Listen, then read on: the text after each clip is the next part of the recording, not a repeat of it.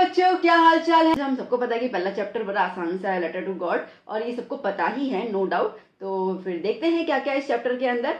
तो हमें पता है कि ये चैप्टर, राइटर का नाम लिखोगे तो 1 मार्क मिलने की चांसेस बहुत ज़्यादा है। आप लोग मुझसे पूछते हैं कि मैम कंपलसरी है? कंपलसरी नहीं है, कंपलसरी नहीं है, बट 2 मार्क के क्वेश्चन में अगर आप राइटर का नाम लिख देते हैं ना, तो जैसे कि अगर आपकी पीछे की तरफ थोड़ी बहुत मिस्टेक होती है क्या, तो आपको मतलब 1.5 एंड 1 मार्क मिलने के चांसेस बहुत अच्छे से वहाँ पे डेवलप हो जाते हैं। तो इट्स जस्ट अ सजेशन। तो वेल, जो स्टोरी है लेटर टू गॉड, वो किन्होंने लिखी है? G.L. फिंटिस ने लिखी है। और यहाँ पे हमें पता है कि वो जो लेंचो है, उनका जो अटूट विश्वास है भगवान के ऊपर, ठीक है, उसके बारे में पूरी कहानी है। तो यहाँ पे कैरेक्टर्स कौन कौन से हैं बेटा? तो जैसे एक कैरेक्टर है लेंचो, लाइक मेन कैरेक्टर तो यही, सीधी सी बात है। ये एक पुअर फार्मर है who lives on the crest of a low hill with his family, ठीक है। तो हिल के ऊपर एक कुटियासी बनाई हुई, क्रेस्ट मतलब कि ऊपर की तरफ, ठीक है, कुटियासी बनाई हुई छोटा सा घर है, वहाँ पे अपनी फैमिली के साथ रहते हैं। He was a firm believer of God, वो तुम्हें पता ही है। और बड़े प्यारे से हैं। उनका उनका अगर पूछे कि भाई give the character of Lencho, तो बड़े इनोसेंट है, होपफुल है, आशावादी है, ओके, केयरिंग है और रिस्पॉन्सिबल है। केयरिंग क्यों? क्योंकि अपनी फैमिली के प्रति उनको जो टेंशन हो रहा था कि अब पूरे साल भर क्या खिलाऊंगा मैं उनको, तो केयरिंग है, रिस्पॉन्सिबल है, ये उनके कैरेक्टरिस्टिक्स है।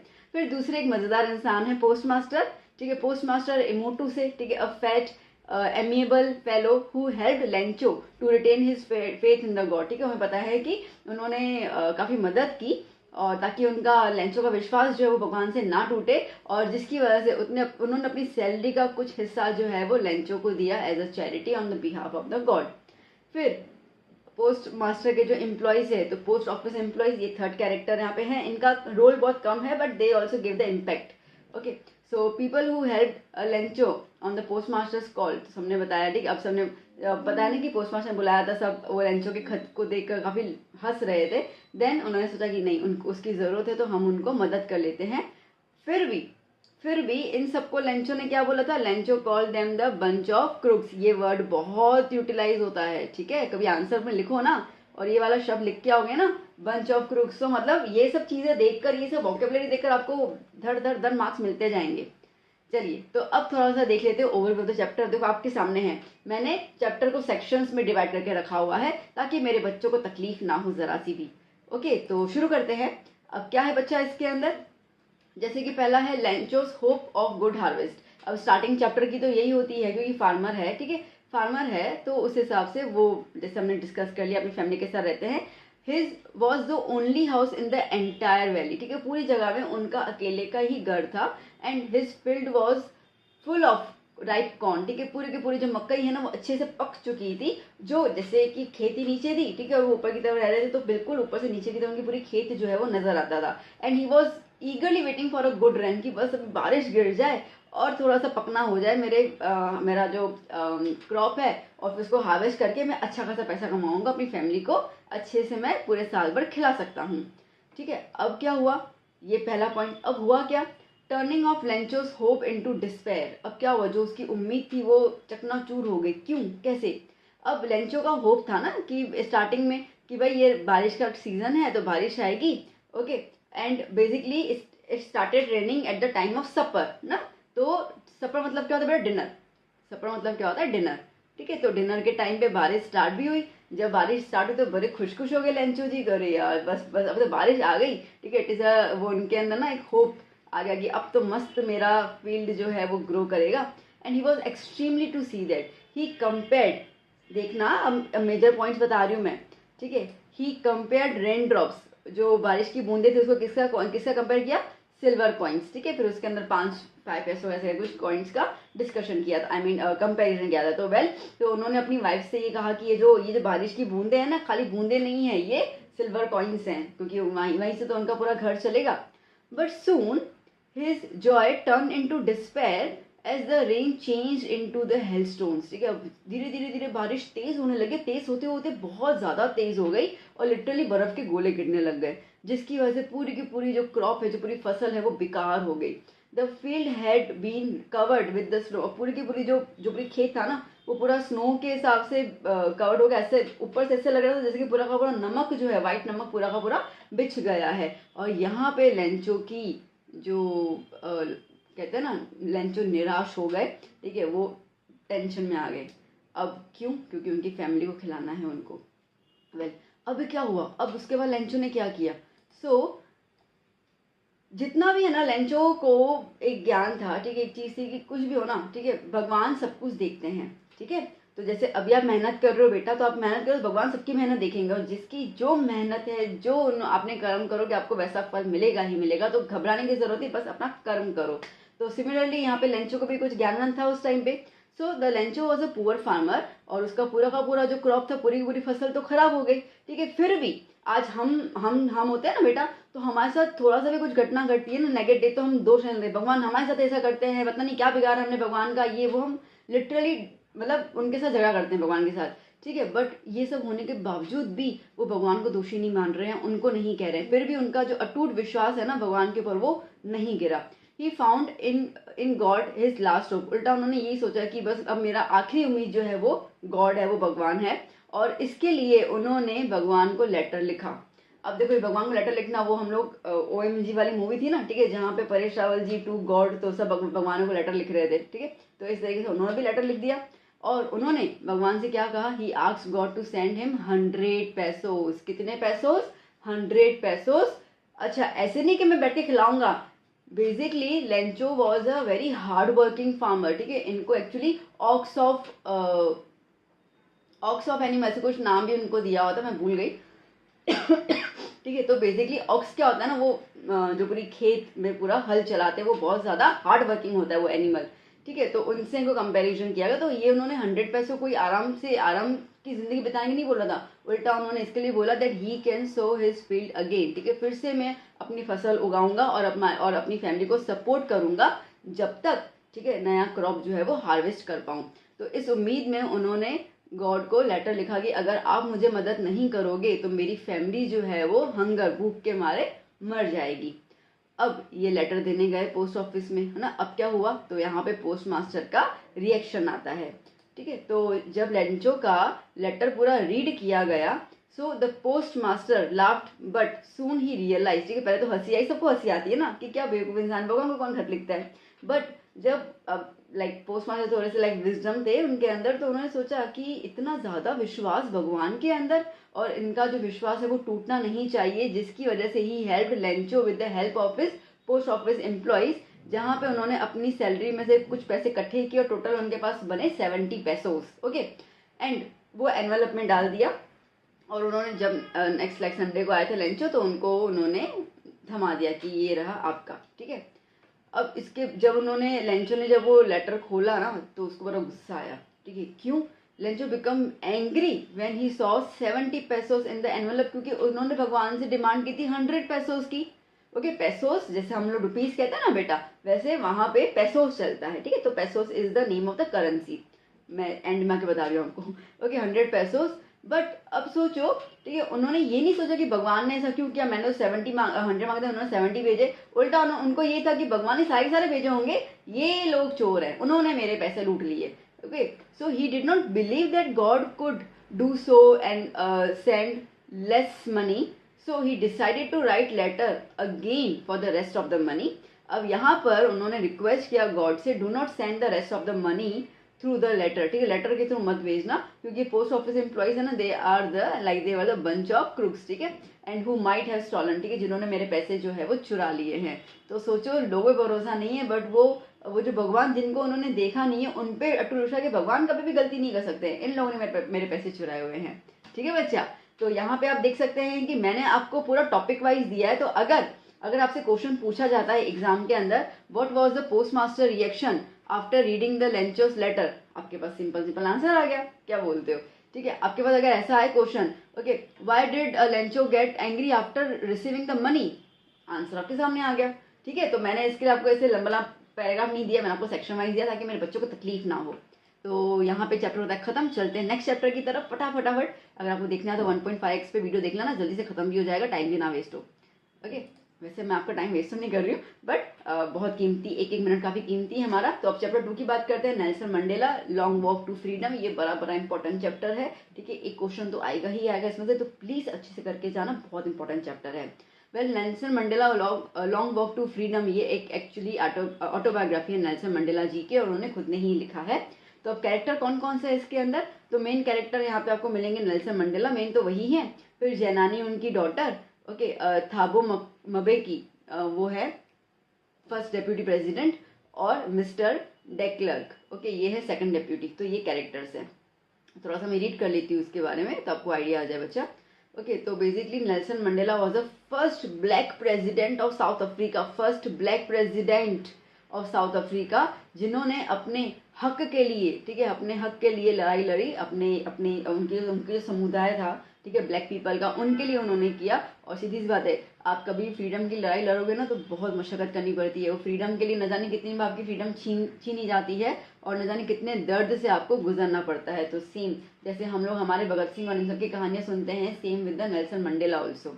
जैनानी जो नेल्सन मंडेला जी की बिटिया थी, okay, daughter, who accompanied Mandela in the inauguration, वो इनॉग्रेशन के दिन पे उनके साथ थी और वही उनके सबसे ज़्यादा करीब थी।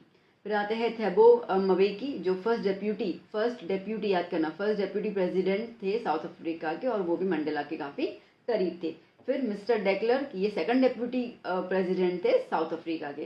तो एक तो प्रेसिडेंट हुए नेल्सन मंडेला जी, फिर उनके नीचे कौन आ गए, फर्स्ट डेप्यूटी प्रेसिडेंट जिसका नाम है थाबो मबेकी, और फिर उनके नीचे कौन आ गए, सेकंड डेप्यूटी प्रेसिडेंट जिनका नाम है मिस्टर डेक्लर्क। ठीक है, चलो अब चैप्टर की थोड़ी सी डिस्कशन कर लेते हैं। अब ये चैप्टर की शुरुआत होती है इनोग्रेशन वाले पॉइंट से। तो चलो, अब इनोग्रेशन कब हुआ था, it was the 10th May, the day of the oath, with a bright and shiny sun, ठीक है, मतलब कि अच्छा खासा दिन था, सूरज की किरणें थी, पूरा आसमान जो था वो नीला था, ठीक है, मतलब कंप्लीट सनी डे था, 10th मई का दिन था ये। Nelson Mandela was suppose to take oath as the first black president of the South Africa. A large number of leaders all from around the world had gathered to be the witness of the swearing ceremony of Nelson Mandela as the first black president. ठीक है, ये इतिहास गवाह है कि south Africa के पहले राष्ट्रपति जो थे वो नेल्सन मंडेला, जो खुद ब्लैकिश कलर के थे। और ये इतिहास के अंदर जब इनोग्रेशन हो रहा था तो ये इतिहास सिर्फ इसी के लिए दर्ज नहीं है, ये इतिहास में इसके लिए भी दर्ज है कि पूरी दुनिया भर से जो लीडर्स थे, कहीं के प्रेसिडेंट थे, कहीं के प्राइम मिनिस्टर थे, वो भी इस समारोह में वहाँ पे मौजूद थे। कभी भी कोई भी प्रेसिडेंट या प्राइम मिनिस्टर ओथ लेता है तो सारे के सारे वर्ल्ड के लीडर्स नहीं आते हैं, and that was the history. Okay, the inauguration ceremony took place in a big open building in the Pretoria where the first democratic non-racial government was to be installed. ठीक है, तो नाम याद करना बिल्डिंग का बेटा, नाम याद करना। ओके, वो जो जहाँ पे सेरेमनी प्लेस की गई थी, अब इतने सारे लोग थे तो सिंपल बात है, कोई छोटे से कॉन्फ्रेंस रूम में तो होने से रहा नहीं, तो एक बड़ी सी बिल्डिंग, बड़ी सी एक एरिया जो थी वो उन्होंने ली थी, और ओपन एरिया, और वो कहाँ पे लिया था, ओके, प्रेटोरिया में, जहाँ पर, ठीक है, जहाँ पर डेमोक्रेटिक गवर्नमेंट आ रही थी, वो भी कैसी, नॉन रेशियल, कोई भेदभाव नहीं, ठीक, कलर को लेकर कोई भेदभाव नहीं। अब क्या हुआ, जब ये सेरेमनी स्टार्ट हुई ओथ लेने की, Nelson Mandela was accompanied by his daughter Zenani, okay, mister de Klerk was the first person who took oath as a second. अब एक्चुअली क्या होता है ना कि जब भी ओथ लिया था तो हमेशा कैसे होता है ना, जैसे like second runner up, first runner up and then winner, ऐसा आता है ना, तो नीचे से ऊपर की तरफ जाता है। तो मिस्टर डेक्लर्क जो थे वो सेकंड डेप्यूटी प्रेसिडेंट थे, तो पहले उन्होंने ओथ लिया, फिर ओथ लिया किसने, मिस्टर थाबो मबेकी ने, okay, as a first deputy president. फिर Nelson Mandela was the last person who swore as a black president of the South Africa. He place to obey and uphold the constitution. अब oath लिया है तो oath में क्या होगा कि मैं हमारे जो कॉन्स्टिट्यूशन है उसकी गरिमा को कायम रखूंगा, ठीक है। सो ही प्लेस टू ओबे, उनको ओबे करूंगा, और जो भी हमारा कॉन्स्टिट्यूशन है उनकी गरिमा को कायम रखूंगा, और मैं अपनी जिंदगी, okay, I devote myself himself to the well being of the people, ठीक है, मैं लोगों के हित में अपनी जिंदगी जो है वो पूरी गुजार दूंगा। और he also promise to make the nation free from poverty, ठीक है। उसके अलावा जो, अब देखो बेटा, जब किसी भी देश में कोई फ्रीडम की लड़ाई होती है ना, फ्रीडम फॉर एनीथिंग, ठीक है, तो सीधी सी बात है उसके अंदर बहुत ज़्यादा गोलीबारी होता है, ठीक है, खून खराबे होते हैं, बिजनेसेस लॉस होता है, तो देश वो काफ़ी ज़्यादा इकोनॉमिकली काफ़ी ज़्यादा पीछे चला जाता है, तो पॉवर्टी आ जाती है। तो उन्होंने ये भी बोला कि हम अपने नेशन को खाली रेशियल सिस्टम से नहीं, खाली कलर के भेदभाव से नहीं, मैं पॉवर्टी से, डेप्रीवेशन, सफरिंग और जो भी जिस तरीके भी डिस्क्रिमिनेशन हो रहा है उन सब से मैं मेरे देश को आज़ाद कर दूंगा, ये उन्होंने ओथ में बोला, ठीक है। और जब ये हुआ okay, when Mandela had taken oath, जब उन्होंने ओथ खत्म किया तो साउथ अफ्रीका जेट्स, अब ये ध्यान देना, ठीक है, यहाँ पे मिलिट्री पावर ने क्या किया था, south African jets displayed the military power, ठीक है, तब वो कहते हैं ना हम लोग आर्मी के जो प्लेन होते हैं, ठीक है, जेट प्लेन्स, ठीक है, तो वो इस तरीके से आर्मी लोगों ने उड़ाए। It showed the loyalty of the military to the democracy, और ये एक तरीके का उनको सिंबॉलिक था कि हम आपके साथ हैं, हम आपसे लॉयल हैं, ये डेमोक्रेटिक कंट्री से हम लॉयल है। तो ये एक तरीके का वादा मिलिट्री जो है वो नेल्सन मंडेला को कर रहा है थ्रू दिस कंप्लीट जेट का जो उन्होंने डिस्प्ले किया था। The highest military general saluted him, he recounted that they would have arrested him many years before, ठीक है, अब जो हाईएस्ट मिलिट्री जो चीफ जनरल होते हैं, ठीक है, उन्होंने उनको सैल्यूट किया, और तब वो ना रिकाउंट मतलब कि रिकॉल कर रहे हैं कि यही वो लोग थे, ठीक है, यही वो लोग थे, न जाने कितने साल पहले इन लोगों ने मुझे अरेस्ट किया था, मुझे जेल में बंदी बना के रखा था, और आज यही लोग जो है वो मुझे सलाम ठोक रहे हैं। अब यहाँ पे सलामी प्रेसिडेंट बन गए उसका तो है ही है, बट ठीक है, जो विचार नेल्सन मंडेला जी लेके अपने देश के प्रेसिडेंट बन रहे हैं, वो विचारों को भी वो सैल्यूट मार रहे हैं कि ऐसे विचारधारा वाले इंसान, ठीक है, साउथ अफ्रीका में पहली बार आए हैं। It was followed by the playing, अब उसके बाद ये हो गया, फिर नेशनल एंथम, सीधी बात है, वो सेरेमनी एंड करने के लिए नेशनल एंथम को गाया जाता है। अब यहाँ पे दो नेशनल एंथम थे, ठीक है, ब्लैक के लिए अलग था, व्हाइट के लिए अलग था। अब व्हाइट वालों को तो अपना नेशनल एंथम याद था, बट जो ब्लैक वालों का नेशनल एंथम था वो व्हाइट वालों को याद नहीं था, क्योंकि उन्होंने कभी गाया ही नहीं, ठीक है, उनको तो जो पहले से थे वही चल रहा था। अब उनका क्या नेशनल एंथम था, the white national anthem was the Nkosi Sikelel i Afrika, ये याद कर लेना, जो बहुत पुराना सॉन्ग है। और ब्लैक वालों का क्या था, Die Stem the new song which mark the end of the ceremony, इस तरीके। तो पहले व्हाइट वालों का किया गया, उसके बाद फिर ब्लैक वालों का किया गया। अच्छा, अब ना यहाँ पे मंडेला जी कह रहे हैं कि मैं व्हाइट वालों को ऐसे नहीं कि अब ना उन्होंने हमें नीचा दिखाया था इसके लिए हम भी उनको नीचा दिखाएंगे, नहीं, उन्होंने बोला कि दोनों रेशियल्स को उतनी ही इज्जत मिलेगी और उतना ही सम्मान मिलेगा इस देश के अंदर। इसके लिए व्हाइट वालों का भी नेशनल एंथम गाया गया और ब्लैक वालों का भी गाया गया, ठीक है, इस तरीके से उनको एक सुरक्षा प्रोवाइड, मतलब उनको वचन दे रहे हैं कि आप इस देश में सुरक्षित रहेंगे, हम आपके साथ अत्याचार नहीं करेंगे जैसे हम लोगों के साथ आपके लोगों ने किया था। ओके, अब क्या होता, अपार्थाइड इन साउथ अफ्रीका, अब पूरी थोड़ी कहानी बता रहे हैं यहाँ पे। Nelson Mandela reminisces about the days gone by, which will soon be the part of the history, where the whites had performed a system of racial dominance against the black. It was the basis of the harsh societies which is now overturned. He says that policy of apartheid created a deep and lasting wound on his country and its people. Now it's a system that recognizes the rights and freedom of all the people. Okay, तो Nelson Mandela जी सारी बातें जो है वो याद कर रहे हैं और वो बता रहे हैं कि वो दिन थे, ठीक है, और वो दिन ऐसे थे जहाँ पर जो वाइट लोग थे, वाइट पीपल थे, उन्होंने ऐसे सिस्टम बनाया था कि वो हमेशा सुप्रीमेसी में रह रहे थे और ब्लैक वालों को हमेशा नीचे रखा गया था, ना उनकी क्वालिफिकेशन कुछ भी नहीं, ठीक है, we are the white that's why we are supreme, you are the black that's why you are in the inferior category. और इस तरीके से जो एक सोसाइटी में जो एक नफरत, एक हार्शनेस पैदा हो गई थी, अब वो सब खत्म हो गया। वो ये भी कह रहे हैं कि जो पॉलिसी है, ठीक है, डिस्क्रिमिनेशन की, ये पॉलिसी जो है वो हम जो लोग हैं, जो हम ब्लैक पीपल है, हमारे दिलों में न जाने कितनी गहरी छाप छोड़ के रखी हुई है, क्योंकि न जाने कितने लोगों के पापा, न जाने कितने कितने लोगों के जो प्यार करने वाले लोग जो है वो इस युद्ध में मारे गए होंगे। तो वो जो दुख है ना, वो हमसे कभी कोई मतलब कभी वो दुख कभी कम हो ही नहीं सकता है। बट अब ये सिस्टम है कि अब ना हमें हमारा हक और हमारा फ्रीडम चाहिए, तो वो हम लोग यहाँ पे हमने लिया है और हमने वो लिटरली बहुत ज़्यादा मेहनत से और स्ट्रगल से हमने अपने लिए फ्रीडम हासिल किया है। नाउ नेक्स्ट टॉपिक क्या है, regret of Mandela and remembrance of freedom fighters. अब वो कंटिन्यू कर रहे हैं। On the occasion of the Mandela regretted the loss of thousands of people and remembered the sacrifice for the freedom from discrimination. He thought of himself as a sum of all the African patriots who sacrificed their lives before him. He was pained that he could not thank them. ठीक है, तो अभी वो दिन पे जब वो अपनी स्पीच दे रहे हैं ना, तो वो कह रहे हैं कि हमारे न जाने कितने हजारों लोगों ने अपना जीवन जो है वो इसमें समर्पित कर लिया, सेक्रीफाइस कर लिया हम लोगों को आज़ादी दिलवाने में, यही भेदभाव की आज़ादी में से हमको निकलवाने में। एंड ही थॉट, ठीक है, उन्होंने ये कहा कि आज मैं इस जगह पर हूँ, तो मुझे बहुत दुख हो रहा है कि मैं उनको थैंक यू नहीं बोल पा रहा हूँ कि आपकी वजह से ही मैं भी ये लड़ाई जो है वो लड़ पाया हूँ, and I am not the individual, मैं उन सब के जो भी जो भी हमारे फ्रीडम फाइटर्स है, उन सब ने जो मेहनत की है ना, वो पूरे मेहनत का जो रिजल्ट है वो लाइक सम, ठीक है, सम मतलब कि मैंने उन सबकी जो मेहनत है उनकी जो भी ज़िंदगी मैंने सेक्रीफाइस मैंने बेकार नहीं जाने दिया, और उनका आज वो अगर ऊपर होंगे तो खुश हो रहे होंगे कि फाइनली हमारा जो फ्रीडम के जो हम लड़ाई लड़ रहे थे वो हम लोगों ने पार कर दी। He recall the great freedom fighters like, अब कुछ नाम उन्होंने लिए थे, Oliver Tambos, Walter Sisulu, chief Luthuli, Yusuf Dadoos, ऐसे कुछ नाम थे, and these were the man of the uncommon courage, ठीक है, ऐसे आलतू फालतू नहीं, मतलब क्या हिम्मत होगी उनकी, ठीक है, जो उन्होंने वाइट वालों के साथ सामना किया है, विजडम एंड द जेनरोसिटी।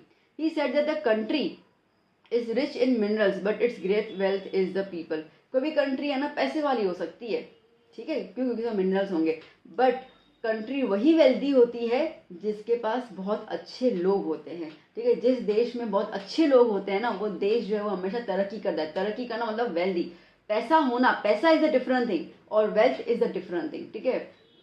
पैसा चीज़ों के लोगों के अंदर घमंड लाता है, वेल्थ लोगों को कैसे बिहेव करना है सोसाइटी में वो बताता है।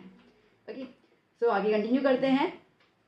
Goodness and duties of men. The author says that being black and or white is not the token of your goodness or superiority. उन्होंने बोला कि सफ़ेद होना या काला होना, सफ़ेद और काले का कलर जो है वो आपको ये टोकन नहीं देता है, ठीक है, कि आप ना गुड हो या सुपीरियर हो। भाई सफ़ेद है, जो इंसान गोरा है मतलब कि वो अच्छा है, वो सुपीरियर है, ये आपको कोई टोकन नहीं देता है, ठीक है। कलर से कभी भी आपकी पर्सनैलिटी को जज नहीं किया जा सकता है।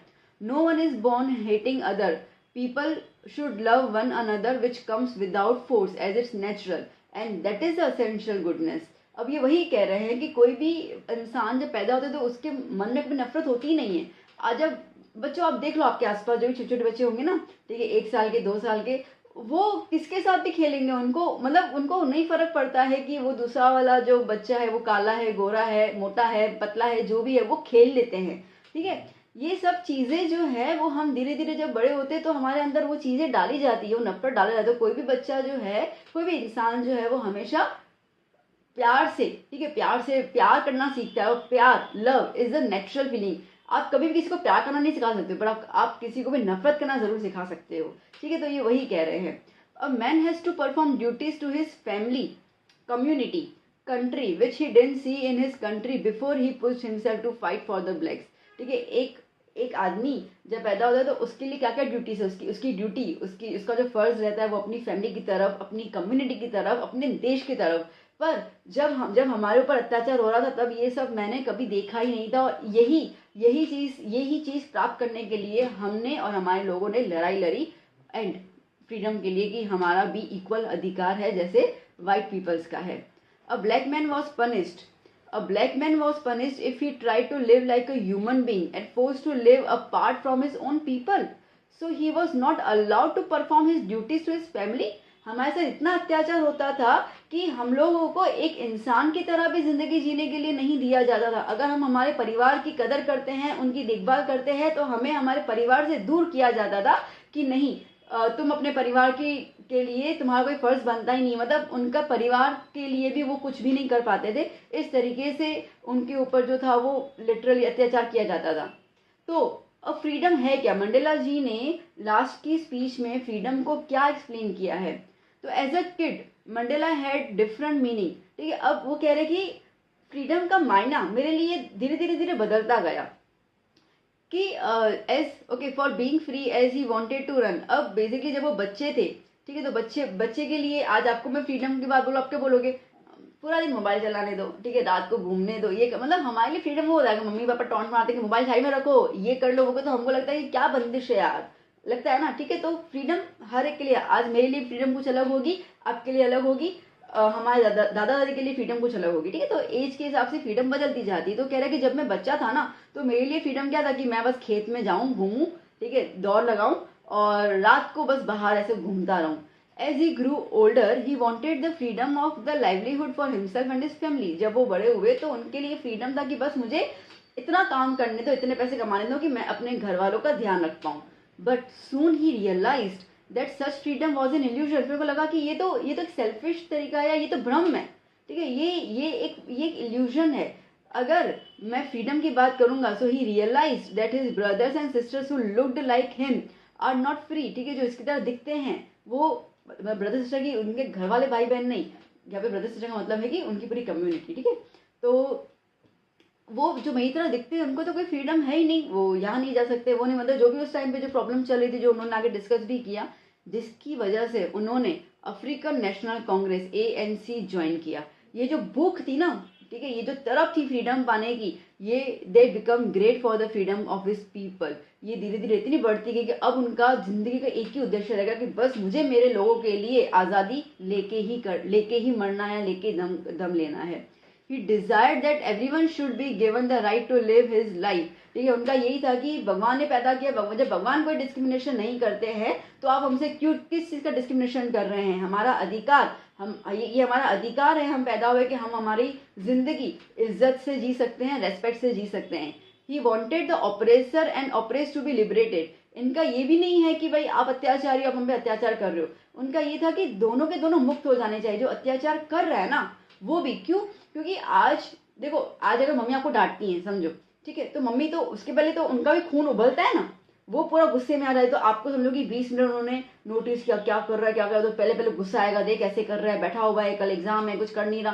पहले तो वो 20 मिनट खुद को गुस्सा दिलवाएंगी, फिर आपके ऊपर गुस्सा निकालेंगी। तो पहले तो खुद को उन्होंने गुस्सा दिलवाया, पहले तो खुद का उन्होंने खून जलाया ना। तो यहाँ पे वही कह रहे हैं कि ऑपरेसर और ऑपरेस, जो अत्याचार करता है ना, तो वो भी एक ना पिंजरे में कैद है, वो नफरत वाले पिंजरे में कैद है, तो वो भी आजाद हो जाए। और जो अत्याचार सहन कर रहा है ना, जिसको जो क्यों सहन कर रहा है, उसको उसकी गलती को अत्याचार नहीं सहन करना चाहिए, वो भी आजाद हो जाए। तो यही है फ्रीडम का सही मान्य, यही है।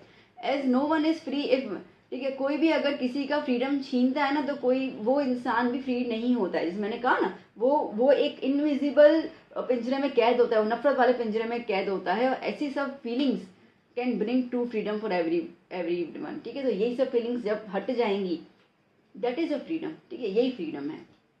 सो कैसा लगा चैप्टर? क्लियर, अच्छे से हुआ? चलिए अब शुरू करते हैं next chapter number 3, 2 stories about flying.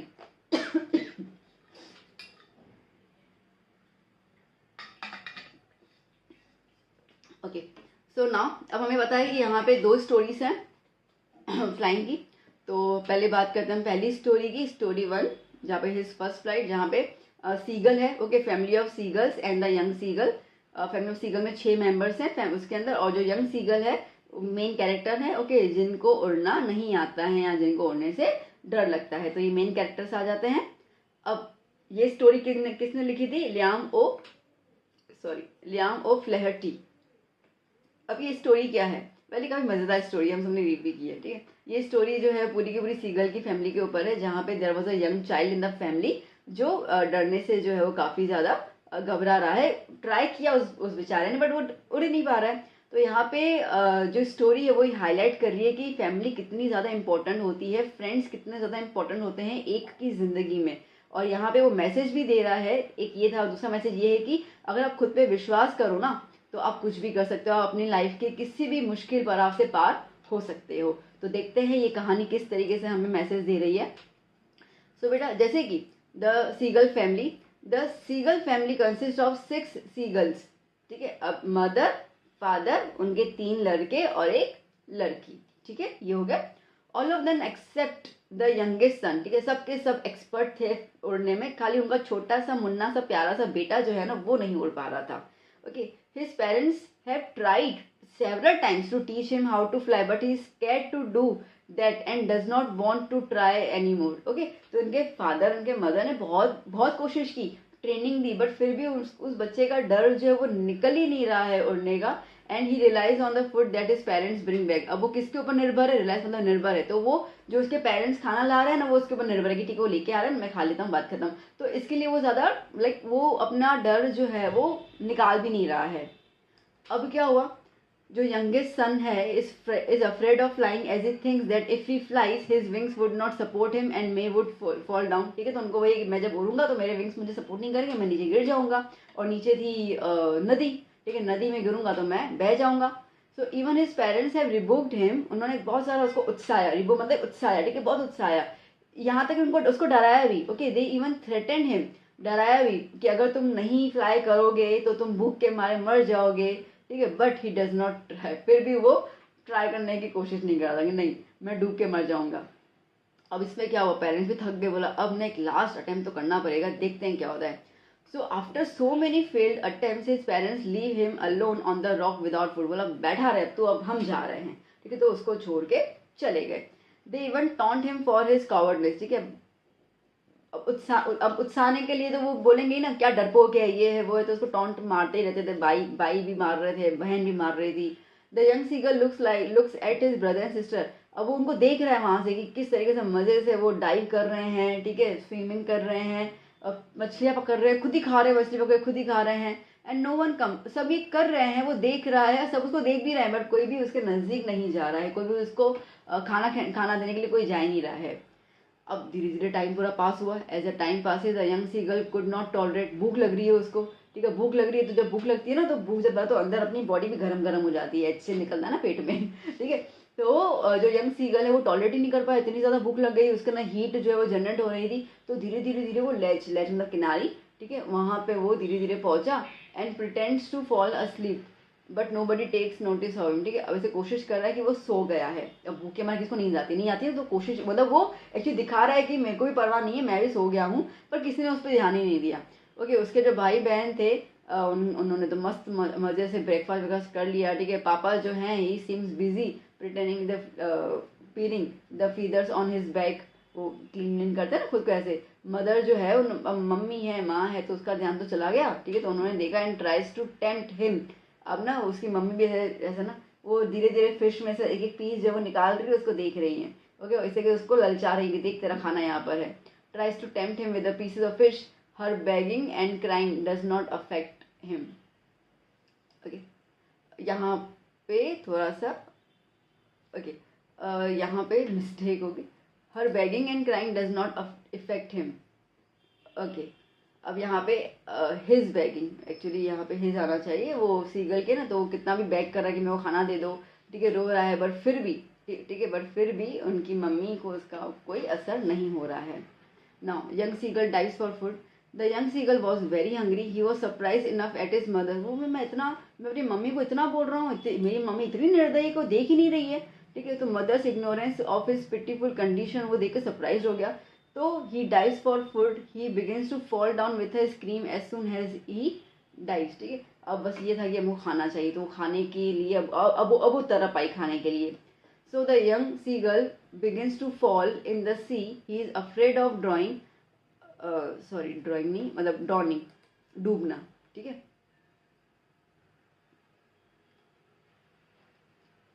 Typing error. Okay, so he tries to spread his wings outwards and begins flying. He feels a little dizzy, but all his fear vanished. He soared slowly downwards and upwards, and he could finally fly on his own. ठीक है, तो पहले तो वो नीचे की तरफ क्या बोले नदी में बह गया, ठीक है। धीरे धीरे वो डूब रहा है, तो अब डूबने से बचने के लिए वो अपने पंख जो है बाहर की तरफ फैला रहा है, ठीक है। थोड़ा थोड़ा उसको चक्कर भी आ रहे हैं, क्योंकि एक तो भूख के मारे वो था कि आधे चक्कर आ रहे हैं उसको। ओके, बट फिर धीरे धीरे जब उसने अपने पंख फैलाना शुरू किया, ये शुरू किया, तो फिर उसमें थोड़ा कॉन्फिडेंस आने लगा, थोड़ा ऊपर जा रहा है नीचे आ रहा है, ऊपर जा रहा है नीचे आ रहा है, ऐसे करके उसने उड़ना सीख लिया। The seagull become so happy and soars higher, अब ना खुशी के मारे में गाना गा रहा है, गाना गा रहा है। Okay, it was really a joyous moment for the whole family, उसके भाई बहन उनके पेरेंट्स जो है वो अब उसके नज़दीक है, उसको एनकरेज कर रहे हैं, उसको चीयर कर रहे हैं, and finally he successfully made his first flight, ठीक है। अब बात करते हैं सेकंड स्टोरी की, द ब्लैक एरोप्लेन। अब क्या है ये ब्लैक एरोप्लेन में, यहाँ पे नरेटर जो है वो वही मेन राइटर है। Okay, a pilot who was flying his Dakota plane over the France back to the England, okay, और वो अपना रास्ता भटक गए थे। अब एक अनजान आदमी उनकी मदद कर रहा है, ठीक है, जो एक एरोप्लेन में फ्लाई कर रहा था, that was a black aeroplane, इसके लिए इस चैप्टर का नाम ब्लैक एरोप्लेन रखा गया है। और यहाँ पे एक वुमेन एक कैरेक्टर है, ये कैरेक्टर के अंदर में वुमेन जो है वो कंट्रोल सेंटर है, जिनसे, ठीक है, नरेटर जो है वो eight the end of the chapter पूछ रहे हैं कि वो ब्लैक एरोप्लेन वाला कौन था, तो ये कुछ कैरेक्टर्स हैं. So in the story of the narration was flying to England with his family. Narrator was flying to England. कहाँ जा रहे थे नरेटर? इंग्लैंड जा रहे थे अपनी फैमिली के साथ मिलने के लिए, to enjoy his holiday. He wanted to reach England in time. ठीक है, उनका सही बस समय में पहुँच जाऊँ ताकि मैं अपनी फैमिली के साथ जो है वो ब्रेकफास्ट इंजॉय कर पाऊँ. तो अब क्या हुआ ट्रिप, चलो देखते हैं अभी. So the author was flying his aeroplane at the night over France to England. ठीक है, फ्रांस से इंग्लैंड की तरफ जा रहे हैं और अपनी फैमिली से मीटिंग के लिए काफ़ी ऐसा बेताब है कि बस जाऊं. और वो अपनी हॉलीडे को थोड़ा सा ऐसे ना विजुअलाइज कर ड्रीम करे कि जाऊंगा, ब्रेकफास्ट करूंगा, मेरी फैमिली, ये वो थोड़ा सा वो ख्याल में अपने खो चुके हैं. जब बाहर देख रहे हैं वो, तो stars were shining in the clear sky. तो पूरा समा मस्त है, ठीक है, स्टार्स है, कोई भी क्लाउड्स वाला कुछ भी नहीं है, ठीक है, आराम से है. Even the city Paris could be see, मतलब इतना क्लियर एटमॉस्फेयर है कि ऊपर से पूरा का पूरा पेरिस जो है वो नीचे की तरफ क्लियरली नजर आ रहा था. He call Paris control to get instructed. ठीक है, अब पेरिस कंट्रोल को कॉल कर रहा है वो कि मुझे इंस्ट्रक्ट दो कि कहाँ जाना है. तो उसको इंस्ट्रक्ट दिया गया कि अब भाई तुम्हें यहाँ से 12 डिग्री वेस्ट की तरफ टर्न लेना है. ठीक है, अब ये टर्न हुआ, फिर क्या हुआ. सो सब कुछ अच्छे से जा रहा था, ठीक है, everything was going well before he saw the storm clouds. ठीक है, अब सडनली झुंड आ गया क्लाउड्स का. And the Paris was about, Paris जो था वो 150 kilometre, okay, was about 150 kilometre behind him. It was natural for the author to be panic. अब सीधी सी बात है, एक कहाँ पे अभी वो देख रहे थे कि मस्त समा, ठीक है, कुछ है ही नहीं, और सडनली इतना बड़ा लाइक इतना सारे क्लाउड स्टॉर्म से पूरे भरपूर आ रहे हैं. अब उनको पता तो चल गया भाई, it was not possible to fly up and over the storm. अब वो क्लाउड्स के ऊपर की तरफ जाना तो पॉसिबल ही नहीं है. Okay, so he was confuse. अब वो कन्फ्यूज हो गया कि भाई मैं पीछे वापस जाऊं या आगे जाऊं, अब उनको समझ ही नहीं आ रहा है. सो अब इतने अजीब, इतने फियरफुल मोमेंट में क्या हुआ. As everything was fearful at that moment, the author decided to take risk. बोला अब तो रिस्क लेना पड़ेगा, पीछे जा भी नहीं सकता हूँ मैं. Okay, so decide to take risk and flew into the storm, but everything went बट्स द कंपास. अब जब वो स्टॉर्म के अंदर गए ना, यूँ कि अब तो आया पार की जिंदगी भाई, तो जब वो पार करने गए तो यहाँ पे ये हुआ कि जो प्लेन में जो भी सिग्नल देने के लिए या जो भी गाइड करने के जो इंस्ट्रूमेंट्स होते हैं, जैसे कंपास है, रेडियो है, बाकी इंस्ट्रूमेंट्स है, सबके सब बंद हो गए काम करना. यहाँ तक कि वो प्लेन के बाहर भी कुछ नहीं देख पाए, पूरा का पूरा बादल से घिरा हुआ है ना, तो प्लेन के बाहर भी कुछ नहीं दिख रहा था. और बादल के वो जो स्टॉर्मिंग नेचर की वजह से वो प्लेन जो था वो भी ऊपर नीचे जंप कर रहा था, यू ट्विस्ट कर रहा था. So he try to contact Paris control, but वो हो नहीं पाया क्योंकि कनेक्शन ही नहीं बैठ रहा था. और वहाँ पे वो स्टॉर्म में रास्ता ही भटक गया. ठीक है, उसको पता ही चला कि मैं जाऊँ कहाँ पे. सडनली क्या हुआ बेटा, suddenly the author saw another. ठीक है, अब ऑथर जो नरेटर खुद ही है ना, उन्होंने एक ब्लैक एरोप्लेन देखा in the storm by his side. अब कोई लाइट्स ही नहीं है, ठीक है, उसके विंग्स पे कोई भी लाइट थी नहीं. बड़ा अजीब सा लगा, but he was glad to see कि चलो कोई तो है मेरे स्टॉर्म. मतलब अभी ना वो होता है ना कि क्या बोलते हैं, डूबते हुए को तिनका ही काफ़ी होता है. ठीक है, तो बचने के लिए अब क्या, एरोप्लेन में लाइट है नहीं है, सब कुछ गया बाहर में, मेरे को बस एरोप्लेन मिल गया, मतलब कोई तो है मेरे साथ जो ट्रैवल कर रहा है. ठीक है, तो अब ना एक होता है एक से बदले दो, तो वो वाली बात हो गई. So the pilot of another plane waved at him and signalled him to follow. ठीक है, उसने वेव किया, बोला कि मेरे को फॉलो करो, but he did not have other option. अब थोड़ा सा उसको अजीब लगा, बट उसको कोई ऑप्शन भी नहीं था, खुद ही रास्ता भटक गया था. भाई चलो ना, अभी फॉलो कर लेते हैं जहाँ पे पहुंचे. अब हुआ क्या, the author flew for half an hour, which was quite strange to him as he had fuel only for 5 to 10 minutes. अब इसकी तो वो वापस क्यों नहीं गया पेरिस में, क्योंकि इतना उसमें पेट्रोल ही नहीं था ना. ठीक है, फ्यूल ही नहीं था, पेट्रोल की बात करूँ मैं, ठीक है, उसमें था फ्यूल ही नहीं था एरोप्लेन में कि पीछे की तरफ जा भी पाए. तो अब जहाँ पे सिर्फ 5-10 मिनट चलने जितना ही फ्यूल था एरोप्लेन में, और वो आधा घंटा एरोप्लेन चला रहा है. And he felt tearful but suddenly. ठीक है, इतने में तो उसको इतना निराश होगा कि आंखों में आंसू आ गए. पर सडनली उसको है ना 2 ब्राइट लाइंस दिखी, एंड वो ब्राइट लाइंस क्या है, रनवे. ठीक है, it was the runway. He was able to land safely which gave him the sigh of relief कि चलो बच गया. एंड ये एक मिराकल से कम नहीं था.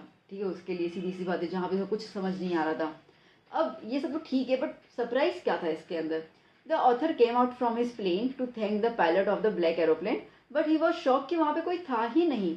लाइक लैंडिंग हुई तो दोनों एरोप्लेन होने चाहिए ना, तो इसका एरोप्लेन तो था बट ब्लैक एरोप्लेन कोई नजर ही नहीं आया. तो वो कंट्रोल टावर में गया और वहाँ पे एक विमेन थी जहाँ पे वो डेस्क पे बैठी हुई, तो उनसे पूछा कि ब्लैक एरोप्लेन वाला पायलट कहाँ पर है. तो उसके वर्ड सुन के वो जो वुमेन थी वो तो हंसने लगी, वो कौन सा black aeroplane, there was no other aeroplane except his, मतलब आपके अलावा कोई और एरोप्लेन था ही नहीं पूरे रडार में। तो बहुत ज़्यादा सरप्राइज लगा ऑथर को, and he was dumbfounded as he had no explanation of the miracle. अब ये ऐसी घटना है ना कि आप किसी को भी बोलोगे तो बोलेंगे आप क्या पागलबंदी कर रहे हो, तो शांति करके बैठ जा, ठीक है, तो आपकी बात विश्वास ही नहीं करेगा। अब ये ऐसी बात है ना जहाँ पे ही वॉज लाइक वो ना खुद को डम फील करवाएगा, किसी को भी बोलेगा, ठीक है, कि ऐसा ऐसा हुआ, कोई बात मानेगा ही नहीं। बट ये एक ऐसा मेरेकल था जो किसी को बता भी नहीं सकते, और हुआ भी, और हम फील भी कर रहे हैं।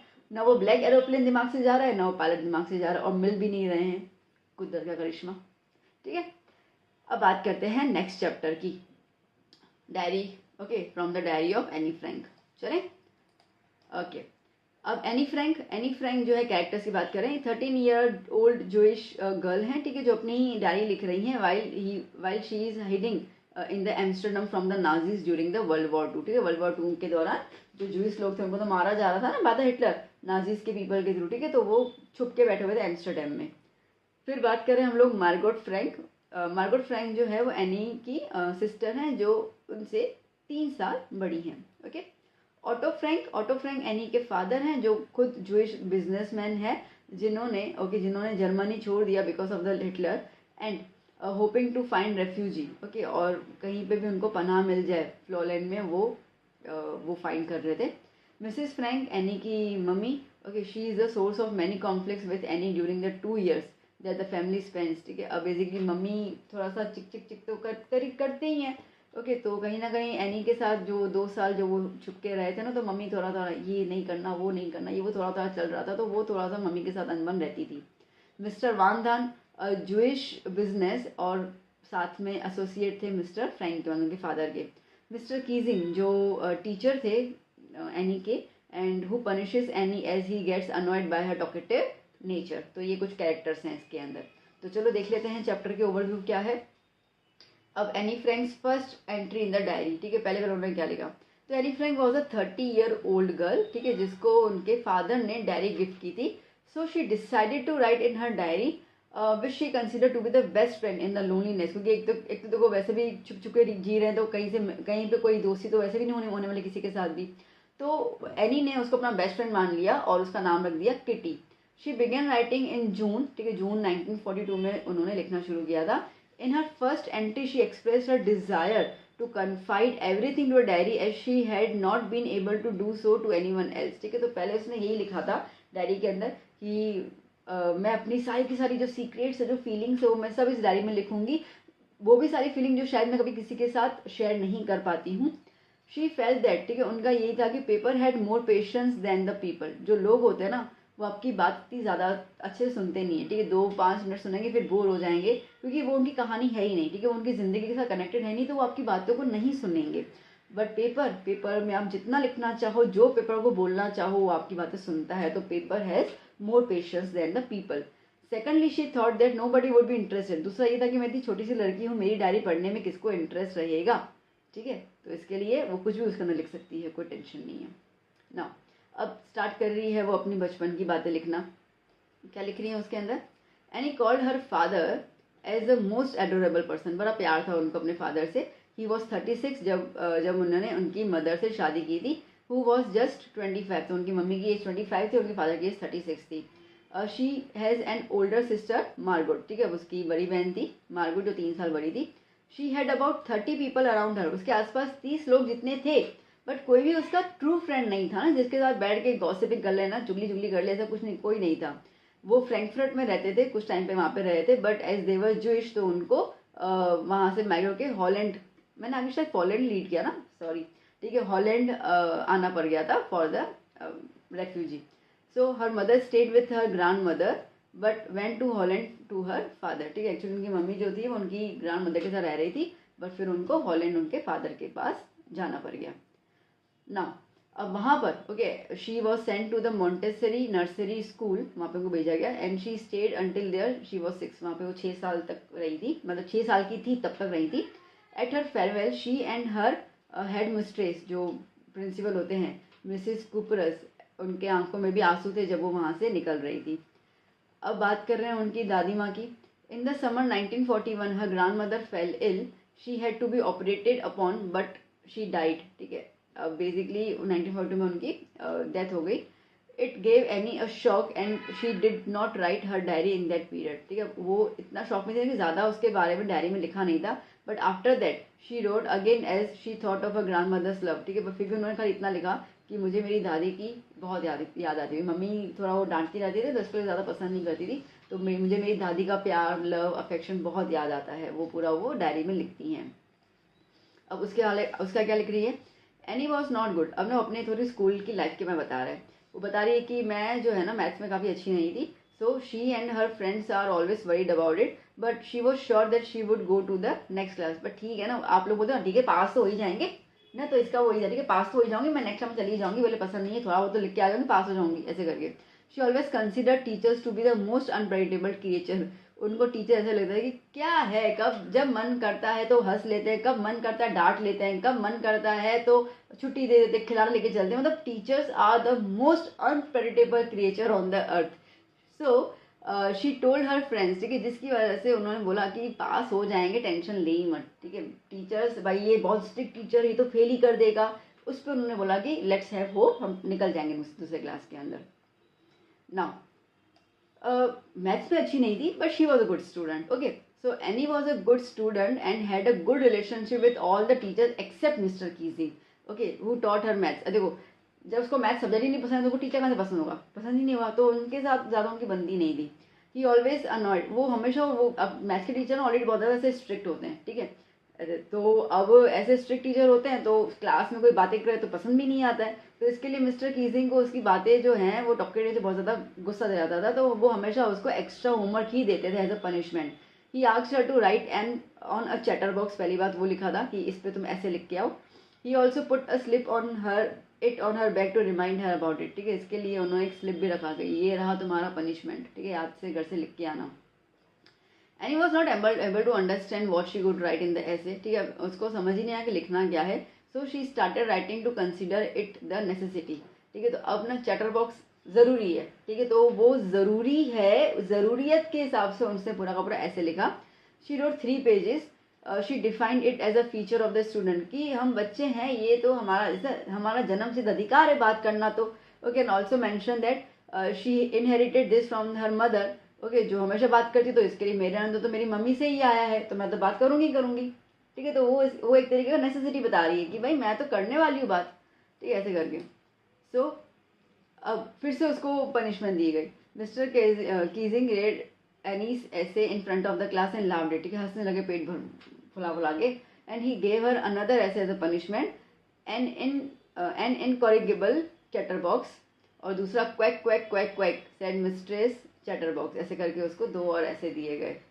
नाउ इस बार ना, ठीक है, इस बार एनी को कुछ अच्छा लिखना था, so Anne wanted to write something interesting and different this time, so with the help of her friend Sanne who was the good at poetry, she wrote an essay in verse, ठीक है, versus में लिख के गई अपना ऐसे।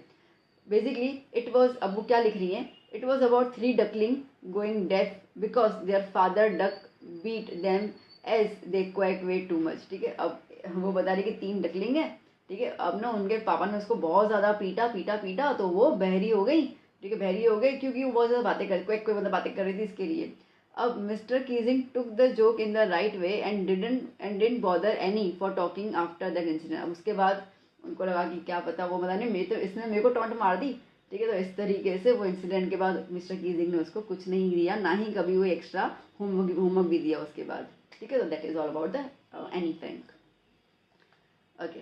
अब basically इसमें आपसे क्वेश्चन पूछ सकते हैं कि पनिशमेंट के दौरान मिस्टर कीजिंग ने क्या क्या पनिशमेंट दिया, तो ये 2 इंसिडेंट आप इसके अंदर लिख देना, पहले में चैटर बॉक्स, दूसरे में क्वैक क्वैक वाला चैटर बॉक्स वाला था, ठीक है, वो आप लिख देना। दूसरा इसके अंदर एक क्वेश्चन ये आएगा कि ये जो पहली डायरी एंट्री थी ना उनकी, ठीक है, उसमें उन्होंने क्या लिखा था, तो ये 2 क्वेश्चन इसमें से काफ़ी बार पूछ लेते हैं।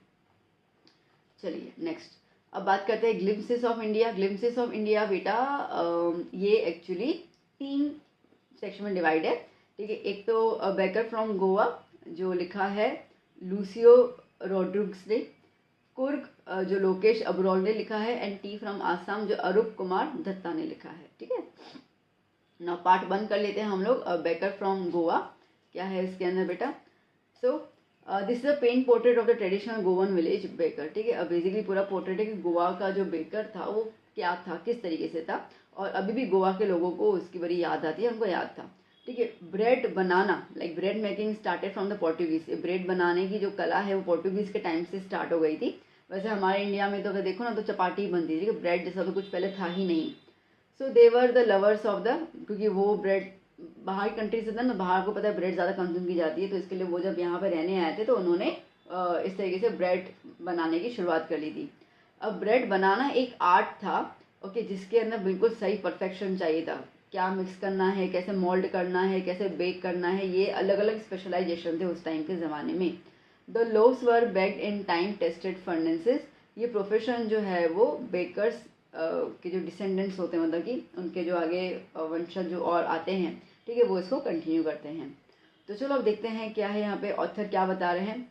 The author remembers his childhood days when the baker used to be their friend, ठीक है। बेकर जो था वो उनका फ्रेंड था, कंपेनियन था, गाइड था। वो दिन में 2 बार विजिट करता था। पहली बार तो सुबह सुबह, ठीक है, जब वो उसके जो सेलिंग आवर्स थे, जब वो ब्रेड को बेचने आते थे, और जब वो ब्रेड पूरी ख़त्म हो जाती थी सेल करने के बाद, तो रास्ता तो वही आएगा घूम के, ठीक है, तो वापस वो घूम के आते थे। The jingling third of the bamboo he carried walk them up in the morning. वो कह रहे हैं कि वो ना ऐसे अपने आगे पानी को टक टक टक करते हैं ना ऐसे, तो हमें वो कुछ बोलेंगे नहीं, वो टक टक टक, पता है अरे 5 बज गए, पानी पूरी वाला आ गया, होता है ना ये, ठीक है। तो बस यहाँ पे भी वही है। तो ये जो सुबह सुबह आते थे तो ये बम्बू स्टिक से जिंगलिंग आवाज़ के टक टक ऐसे आवाज़ करते थे, जो आवाज़ सुन के ये सब जो है वो सुबह उठ जाते थे, और बिना ब्रश ब्रश किए फटाफट से भागते थे उनको हाय हेलो करने के लिए। They run for gathering the bread bangles, ठीक है, वो ब्रेड जिसको हम आजकल के टाइम में डोनट्स कहते हैं ना, डोनट्स अंदर यूँ खांचा होता है, ठीक है। तो वो डोनट्स जैसे ब्रेड्स आते थे, तो वो जो स्पेशली स्वीट ब्रेड होते बच्चों को बड़ी पसंद आती थी, ठीक है, तो वो लेने जाते थे वो। अब उसके बाद क्या हुआ, as the baker came he would call out the lady. जब बेकर आते तो पहले फिक्स है भाई, सुबह सुबह जैसे कि अखबार इनके घर पे पहुंचाना है, तो वैसे ब्रेड इनके घर पहुंचानी है, तो बेकर जो है वो लेडी को बाहर बुलाते थे एंड उनको गुड मॉर्निंग विश करते थे। The children who would be pushed aside, okay, and the loaves would be deliver to the maid servant. बच्चे उनको यूँ जंप करके पकड़ते थे, बोले अरे हटो हटो, ऐसे उनको साइड करके जो लेडी आती थी, फिर वो सर्वेंट हो या कुछ भी हो तो उनको वो दे दिया जाता था bread. The author recalls the aroma of loaves that filled in the year, ठीक है, वो अभी भी उनको याद है कि वो जो ब्रेड की खुशबू कैसे पूरे के पूरे हवा में फैली होती थी उस टाइम पे। तो the children even don't brush, मैंने बताया ना वो ब्रश भी नहीं करते थे अपने दांतों, and ate bangles made of bread with the tea, मतलब बिना ब्रश किए बस पहले कटक लो, इतना ज़्यादा उनको पसंद था ना। अब ब्रेड का इम्पोर्टेंस था क्या उस टाइम पे, बहुत टाइप की ब्रेड्स बनती थी। नो मैरिज वॉज, पहले तो कोई वहाँ पे मैरिज जो है बिना ब्रेड के तो कंप्लीट ही नहीं होती थी, अनटिल अनलेस द ट्रेडिशनल बोल वॉज सर्व्ड। एक टाइप की ब्रेड होती है, इसको बोल कहते हैं, ठीक है, तो वो सर्व करना बहुत ज़्यादा ज़रूरी होता था, ठीक है। मेहमान की खातिरदारी विमल विमल आते पान मसाला से नहीं करोगे, ये हमारे टाइम पे, उस टाइम पे किससे होता था, बोल से होता था, okay. The lady of the house, जो घर की लेडी होती थी, वो सैंडविचेस प्रिपेयर करती थी जब उनकी डॉटर की एंगेजमेंट होती थी, and Boolean house would be prepare for the Christmas and the other festival. समझ रहे हो, मैरिज में बोल, जब एंगेजमेंट है तो फिर सैंडविच बन रहे हैं, क्रिसमस के अंदर बोलिन हाउस बन रहा है, ठीक है। तो इस तरीके से अलग अलग टाइप की वेराइटीज होती थी ब्रेड की। अभी जो बेकर होता है वो ड्रेस कैसे पहनता था, ये क्वेश्चन बहुत आता है, ठीक है, इस तरीके से क्वेश्चन बहुत आएगा। तो baker was usually dressed in the कबाई। कबाई क्या होता था, एक लंबी सी फ्रॉक होती थी जो घुटनों तक आती थी, ओके, और अ शर्ट और a trouser which were shorter than the full length ones, ठीक है, और एक ट्राउजर होता था जो लाइक थोड़ा सा ऊपर, ठीक है, हम कैसे कैपरी भी बोलते हैं, ऐसे थोड़ा सा ऊपर की तरफ, पूरा ये फुल लेंथ नहीं होता था, okay. Even today if anyone dares to go out in the streets wearing half pant he is referred. अभी भी कोई हाफ पैंट पहन के जाता है ना, ठीक है, तो उसको क्या कहा जाता है, पैडर कहा जाता है। अगर आप अभी भी गोवा की कोई पिक्चर आपने देखी हो या आप गए हो तो आप देखना गोवा के लोग ना, मतलब हमेशा वो हाफ पैंट में ही होते हैं, ठीक है, हमेशा हाफ पैंट में ही रहते हैं। इसको क्या बोलते हैं हम लोग, जो घुटनों तक उनकी आती हैं, ठीक है, तो वैसे ही पहनते हैं। तो अभी मतलब वहाँ पे आ जाओ तो ये इसका मतलब इसको ना उसको पैडर कहा जाता है, मतलब कि बेकर, ठीक है, ब्रेड बनाने वाला। तो पहले के टाइम पे ऐसे ही पहना जाता था ना। ब्रेड मेकिंग उस टाइम का बड़ा प्रोफेशनल बिजनेस, प्रॉफिटेबल प्रोफेशन था, ठीक है। अब ब्रेड मेकर बिल कैसे कलेक्ट करता था, तो he usually collected his bills at the end of the month. All the accounts were written on some wall in the premises with a pencil. ठीक है, पेंसिल से बंदे का जो भी नाम वगैरह होगा वो, और पूरी पेंसिल से उनकी लिखी जाएगी ये इतना इतना ब्रेड दिया, उतना इतना पैसा बनेगा. It was a very profitable business या प्रोफेशन उस टाइम पे, क्योंकि पोर्टुगीज जो थे they were the lovers of the bread, and the baker and his family members and his servants वो they looked prosperous and happy. अब basically क्या है ना, इसका मैं आपको बताऊँ कि अगर कोई भी ब्रेड वाला देखो ना, यहाँ पर नहीं, जो शेफ आजकल के शेफ तो क्या बहुत अच्छे होते हैं, जैसे बॉडी शॉडी वाले होते हैं. ठीक है, कुणाल शेफ है या बहुत सारे ऐसे हैं, संजीव कपूर, तो वो तो है. बट पहले अगर हम करते, जब भी हम करते तो व्हाइट कलर की टोपी पहनी होती है. ठीक है, पूरा ये व्हाइट कलर का उनका यू कबाई जैसा होता है, और मोटा सा में पेट होता है. ठीक है, मोटा वाला पेट. अब मोटा वाला पेट तो ये कहा जाता है पेट मोटा है, इसका मतलब कि बड़ा खुशहाल इंसान है ना. तो इसके लिए इनको काफ़ी ज़्यादा प्रॉस्पेरस और हैप्पी इंसान माना जाता था, और उसके हिसाब से लगता था ये बिजनेस ही इतना प्रॉफिटेबल है, कभी नुकसान ही नहीं होने वाला है इसके अंदर. तो वैसे उनकी पोर्ट्रेट जो थी वो गोवा में पोर्चुगीज के टाइम पर रहती थी. ठीक है, चलो नेक्स्ट पार्ट 2 बात करते हैं कुर्ग की. कुर्ग. सो कुर्ग जो है it is considered as a heaven, okay, in Kerala, Karnataka. So Coorg district of Karnataka lies between the towns Mysore और मैंगलोर के बीच में आता है. ये ऐसा है कि भाई धरती में स्वर्ग की बात है. यहाँ के जो लोग होते थे वो कैसे हैं, इट इज़ इनहिबिटेड, अभी भी inhibited by a martial man. औरतें बड़ी सुंदर होती है वहाँ की, beautiful women and wild creatures देखने को मिलेंगे. तो ये 3 टाइप का हैबिटेट आपको अभी देखने को मिलेगा. वेदर और एनवायरनमेंट कैसा होता है, इस पर सवाल काफ़ी बार आ जाता है. बेसिकली कुर्ग जो है वो it is a smallest district of Karnataka. इसके अंदर एवरग्रीन फॉरेस्ट, मतलब सदाबहार हरियाली होती है, स्पाइसेस होते हैं, कॉफ़ी प्लांटेशन बहुत अच्छा होता है वहाँ का. बेस्ट सीज़न जो है कुर्ग विजिट करने का वो है सितंबर से लेकर मार्च तक. ठीक है, वहाँ पे वेदर वगैरह बहुत अच्छा होता है, और पूरी जगह पे आपको बस कॉफ़ी की सुगंध आती है. वहाँ के लोग कैसे होते हैं, the people here are possibly of the, ऐसा मानते हैं कि ये जो लोग हैं ना वो ग्रीक या तो फिर अरेबिक डेसेंट है, मतलब वहाँ के अंशज है. ये कहा जाता है कि अलेक्जेंडर की आर्मी, ठीक है, जब वो साउथ में आई थी और जब वो फिर वापस नहीं लौट पाई थी, तो उनके जो उनकी सेना थी वो वहीं पे सेटल डाउन हो गई थी, because they were unable to return to their own country. तो फिर वहाँ के जो लोकल पीपल थे उनके साथ उन्होंने मैरिज कर लिया, and their culture can be witnessed by the marital martial traditions. ठीक है, अब ये साथ वो क्योंकि आर्मी थी ना अलेक्जेंडर की, तो मार्शल. ठीक है, तो इसके लिए उनके कल्चर में मार्शल चीज़ें बहुत ज़्यादा आती है, तो वहाँ से पता चलता है कि ये जो है वो आर्मी अलेक्जेंडर के अंशों में से हैं. ओके, मैरिजेस, रिलीजियस राइट्स उनके इस तरीके से होते हैं.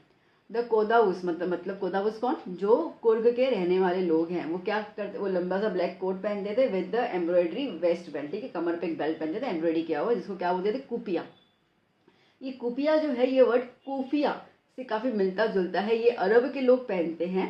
Okay, and the quotes. Okay, तो इसके लिए अरब और ग्रीक के डिसेंडेंट्स इनको माने जाते हैं. अब कुछ कहानियां हैं कुर्ग की. ये मानते हैं कि कुर्ग के जो लोग हैं ना, Coorg people are well known for the bravery. ठीक है, वो बहुत ज़्यादा हिम्मतवादी होते हैं. अगर मैं आपको बताऊं ना, तो एक मेरे बच्चों ने मुझे बताया था, आर्मी के कुछ बच्चे थे, वो मुझे बता रहे थे कि लिटरली आर्मी का जो चीफ है ना अभी का, वो भी कुर्ग से है, और उनका नाम डिफेंस में बहुत ज़्यादा स्ट्रॉन्ग है, ऐसे करके बोल. मुझे भी रिसेंटली किसी बच्चे ने बताया था, तो मैं आपके साथ शेयर कर रही हूँ. तो ये सही बात है कि कुर्ग के लोग जो है वो काफ़ी ज़्यादा ब्रेव माने जाते हैं. The Coorg regiment is one of the most decorated regiment of the Indian army. देखो हर एक इलाके में आर्मियों का अलग इलाका होता है, कैंटोनमेंट बोलते हैं ना अपन. ठीक है, तो ये मानते हैं कि इंडियन आर्मी में सबसे ज़्यादा सुंदर तरीके का जो राइनमेंट है, जो कैंटोनमेंट है, वो कुर्ग में है. जनरल करियप्पा ये फर्स्ट इंडियन आर्मी चीफ थे, एंड ही वॉज अ कुर्गी, है ना, मैंने बताया ना. अभी भी शायद वही है, मतलब ये नहीं है, बट कुर्गी ही है कोई अभी भी. Even today only the Kodavas are permitted to carry the fire arms without a licence. ठीक है, ये जो सिर्फ कुर्ग के लोग रहने वाले जो है ना, कुर्ग में रहने वाले, खाली उन्हीं को ही परमिशन है बिना लाइसेंस के हथियार ले जाने के लिए, मतलब हथियार रखने का, वरना आपको और हमको तो है ही नहीं, सीधी सी बात है. ठीक है, तो क्योंकि ये मानते हैं कि कुर्ग के लोग जो है वो आर्मी बेस्ड है, उनके अंदर खून जो है वो बिल्कुल मिलिट्री वाला और आर्मी वाला खून है. अब बात करते हैं कुर्ग की वाइल्ड लाइफ के बारे में. तो कुर्ग जो है वहाँ पे देखो पूरी हरियाली है, तो सीधी बात है जानवर तो होने ही है. ठीक है, तो वहाँ पे जानवर भी होंगे, बर्ड्स भी होंगे. महासीर जो है वो fresh water, large fresh water माना जाता है फिश के लिए, वहाँ पे बहुत मिलती हैं। किंगफिशर्स, स्क्वेरल्स, लंगूर्स, ये वहाँ पे बिना कोई डर के रहते हैं, ठीक है। किंगफिशर मतलब कि मालिया वाला किंगफिशर नहीं, ये बर्ड का नाम है किंगफिशर, ठीक है ना। Now wild elephants enjoy being bath and scrubbed in the river by their mouths, ठीक है। माउथ्स मतलब कि जो उनको पालते हैं ना, ठीक है, तो वो उनको नहलाते हैं वहाँ पर। एंड यहाँ पे जो नदी है वो कौन सी आती है, Kaveri. The river Kaveri get its water from the hills of the Coorg, ठीक है। कुर्ग के पहाड़ों में से कावेरी नदी में पानी आता है। कुर्ग जो है वो टूरिस्ट प्लेस है, कैसे बताओ। तो बच्चा बेसिकली ये मानते हैं कि कुर्ग ऐसी जगह है ना कि अगर कोई लेजिएस्ट पर्सन भी हो, ठीक है, फुल ऑन आलसी टूरिस्ट भी हो, वहाँ पे जाके वो भी क्या बन जाएगा, एडवेंचरस बन जाएगा। As it is full of adventures like river rafting है, कैनोइंग है, रॉक क्लाइंबिंग है, ये सब चीज़ें वहाँ पे हैं। The climb of the Brahmagiri hill brings smile, ठीक है। जब ब्रह्मागिरी हिल पे चलते हैं ना, मतलब लोग जो है वो उनके चेहरों पे मतलब हंसी आ जाती है। क्यों? क्योंकि वहाँ पे पहुँचने के बाद पूरा का पूरा कुर्ग जो है ना वो नीचे की तरफ व्यू दिखता है। It's a panoramic view. Panoramic अब ना उसमें कैमरा में आता है, यू कंप्लीट व्यू आप देखते हो, ठीक है। तो that is a panoramic view. अब क्या कहा गया है कुर्ग के बारे में। So Coorg is surrounded by the astonishing places of beauty like the, वहाँ पे ऐसी कुछ जगहें हैं जो अचंबा करने जैसी हैं, जैसे कि आइलैंड ऑफ द निसार्ग धामा, ओके, बैलाकुप्पे जो बेसिकली इंडिया का लार्जेस्ट टिबेटियन सेटलमेंट है। वहाँ पे टिबेट के लोग, टिबेटियन बहुत ज़्यादा देखने को मिलेंगे। वहाँ पे जो मॉन्क्स हैं they are wearing red, orange या येलो कलर के गारमेंट्स पहनते हैं, और वो आपको कुर्ग के डिस्ट्रिक्ट में मिलेंगे। और यहाँ तक कि वहाँ की लाइफस्टाइल जो है, कुर्ग की जो लाइफस्टाइल है वो इतनी ज़्यादा फैसिनेटिंग है फॉर द टूरिस्ट, ठीक है। आज आप हम जाएंगे तो हमको लगेगा हाय लोग कैसे रह रहे हैं ये लोग, तो बड़ी फैसिनेटिंग है, ठीक है। अद्भुत उनकी लाइफस्टाइल है रहने की, क्योंकि यहाँ पे डाइवर्स कल्चर है, ठीक है। और सब एक साथ ऐसे रहते हैं which represent the heart and soul of the India. Monk, क्योंकि बुद्धिस्ट भी वहाँ पर हैं, ठीक है, टिबेटियंस भी हैं, कुर्ग मिलिट्री भी है, देखो मॉन्क भी आया, ठीक है, टिबेटियंस आ गए, उनका एक अलग कल्चर है। मार्शल अपन ने बात किया, ठीक है, आर्मी वाले लोग। तो आप सोचो कितना डाइवर्स आपको कल्चर मिल जाएगा सिर्फ कुर्ग के अंदर ही। अपन पूरी इंडिया की बात ही नहीं कर रहे हैं, ओके। कुर्ग कैसे पहुंचना हो मैम, अगर हमें घूमने जाना हो तो देखो कुर्ग पे आप रोड या रेल से पहुंच सकते हैं। अगर प्लेन के थ्रू जाना है तो नियरेस्ट एयरपोर्ट आपको बेंगलोर है, और बेंगलोर में मिल जाएगा। बाय रोड ये तकरीबन बेंगलोर से 250 से 260 किलोमीटर जितना है, ठीक है। चलो next part three is what, that is the T from Assam. अब यहाँ पर दो कैरेक्टर हैं, कौन कौन से, राजवीर और Pranjol, okay. Rajveer he is a youngster from Delhi से है वो बेसिकली, और उसको नई नई चीज़ सीखने का बड़ा शौक होता है। प्रांजोल उसका बेस्ट फ्रेंड है और क्लासमेट है, और वो आसाम से ही बिलोंग करता है, ठीक है। चलिए देखते हैं अभी क्या है राजवीर का आसाम में विजिट करना। Rajveer and Pranjol are travelling to Assam by train. अब Pranjol invited Rajveer to visit his home during summer vacation. बोला कि चल इस बार मेरे घर पे चल समर वेकेशन में। तो राजवीर बड़ा एक्साइटेड हो गया कि क्या बात है, चलो चलो मैं भी चलता हूँ, और क्योंकि ग्रीनरी देखना है, ठीक है, and to see the beautiful scenery of the like greenery और tea plantations. Rajvir tells Pranjol, अब ये पूरा जब ट्रेन में बैठे जब चल रहा है और वो पूरा रास्ता जो पूरी ग्रीनरी है ये सब देख रहे हैं, तो इसमें राजवीर जो है वो प्रांजोल कह रहा है कि तुम्हें पता भी है टोटल 80 करोड़ कप्स जो है वो टी के रोजाना पिए जाते हैं पूरे दुनिया भर में, सोचो। अब ब्यूटीफुल टी गार्डन्स, ठीक है, रास्ता चल रहा है, राजवीर जो है खिड़की से बाहर देख रहा है। ये देखकर जो है like it is mesmerised by his beauty, वो सुंदरता में खो गया है। जो ट्रेन से पूरा जो व्यू है that was also panoramic complete view, okay. Greenery है बाहर की तरफ, सॉफ्ट ग्रीन कलर के पैडी फील्ड, मतलब कि जो चावल के जो खेत है, ठीक है। They gave way to the tea bushes, ठीक है, मतलब रास्ता दे रहे टी बुशेस को जाने के लिए। मतलब पूरा ऐसा सिनेरियो ये बताया गया है। टी बुशेस मतलब जितना दूर तक तुम देखना चाहो ना, जितनी दूर तक तुमको नजर जाती है तुमको उतनी दूर तक, ठीक है, टी के खेत जो है वो दिखेंगे ही दिखेंगे। अब इस पे ना राजवीर अपनी थोड़ी सी ज्ञान दे रहा है प्रांजल को, वो बता रहा है, ठीक है, कि बहुत सारी कहानियां हैं कि टी कैसे डिस्कवर हुई। उसमें से एक कहानी ये है, the Chinese legend says that T के कुछ लीव्स जो थे एक्सीडेंटली फॉल हो गए थे बॉइलिंग वाटर में, ओके। जिसकी जब वो राजा ने वो बॉइलिंग पानी पिया था ना तो उसको बड़ा टेस्ट आया था, और फिर वहाँ से टी का बनना शुरू हुआ, ये कहानी है। Indian legend tells the Buddhist monk, ठीक है। अब इंडिया में ये कहा जाता है, ये तो थोड़ा अजीब ही है, Okay, legend tells that a Buddhist monk cut off his eyelid because he felt sleepy during the meditation. Then tea plants grew out of this eyelids. बोलो ठीक है, उसने अपने आंख के पलके काट लिए क्योंकि वो मेडिटेशन को नींद आ जा रही तो उसने काट के फेंक दिए, जहाँ फेंके ना वहाँ पे टी के बुशेस जो है वो ग्रो हो गए उसके आईलिड से. So the leaves of this plants when put into hot water drunk, इसके लिए कहा जाता है कि चाय पिए तो नींद गायब हो जाती है. ठीक है, तो ये दो कुछ कहानियाँ हैं चाय को लेकर. अब चाइनीज़ लोगों को टी लवर्स कहा जाता है. तो राजवीर जो है वो प्रांजल को बता रहा है कि टी जो है वो सबसे पहले पी गई थी चाइना के अंदर, जैसे कि चाय, चीनी. ठीक है, ये जो शब्द है ना वो चाइना से ही आए हुए हैं, चाइनीज़ ओरिजिन से ही है. फ्रॉम चाइना से वो स्प्रेड हुआ यूरोप में, उसके बाद आया एशिया में. पहले तो टी को ऐसे लाइक मेडिसिन के तौर पे पिया जाता था, फिर आया बेवरेजेस में. ठीक है ना. अब ना ये मेन जगह पे एंटर हो गए, कहाँ पे, टेक्काबरी. ठीक है, जहाँ पे प्रांजल का पूरा घर है और जहाँ पे उनको उतरना है. So the train had stopped at the Mariani junction. वहाँ पे स्टॉप हुए. The boys reach there destination, जहाँ पे उन्होंने अपना पूरा सामान उठाया, एंड डीबोर्डेड द ट्रेन को खाली करके नीचे उतर गए, only to find a platform that was too crowded. Pranjol's parents had come to receive them. Pranjal के स्पेशली पापा वहाँ पे आए उनको रिसीव करने के लिए. After almost an hour they reach the Dekiyabari. ठीक है, जहाँ पे प्रांजल का टी गार्डन था. After taking a turn and making their way through a cattle bridge. ठीक है, तो वहाँ पे basically Pranjol's tea garden after taking a turn लेकर, ठीक है, and making the way through the cattle bridge से थोड़ा सा वे करके आपको पूरा का पूरा डकाईबेरी जो था वो जगह पे आप पहुँच सकते थे. Their tea garden was stressed up a vast area of land. ठीक है, टी गार्डन इतना ज़्यादा फैला हुआ था, बहुत बड़ी एरिया उसे कवर किया हुआ था. जितने भी बुशेस थे were cut to the same height and they had be taken care of. ठीक है, सेम हाइट का पूरा काटा हुआ था. फील्ड के अंदर टी प्लकर्स आपको देखने को मिल रहे, मतलब राजवीर देख रहा था वहाँ पर, were seen wearing N apron. और वो जो बम्बू बास्केट नहीं होता, यूँ पत्ते यूँ तोड़ तोड़ के महिला डालती हैं. ठीक है, bamboo basket in order to plug the freshly sprouted leaves. On their way to the field Pranjol's father gave way to the tractor that was loaded. अब जब वो जा रहे थे ना इतने ट्रक आई, तो ट्रक के लिए थोड़ा जगह दिया, और जो पूरी की पूरी ट्री जो चाय की पत्तियों से पूरी की पूरी भरी हुई थी. ये सब देखकर Rajveer flaunts his knowledge by mentioning that. ठीक है, तो उन्होंने तब राजवीर बोला कि ये तो सेकंड सीजन चल रहा है ना स्प्राउटिंग का, ऐसे करके. It's the second sprouting period of the year. पहले तो मई टू जुलाई में था. ठीक है, अभी समर वेकेशन आई है तो अब रहता, जिसकी वजह से ये जो मंथ है वो काफ़ी ज़्यादा एक्सीलेंट यील्ड देता है.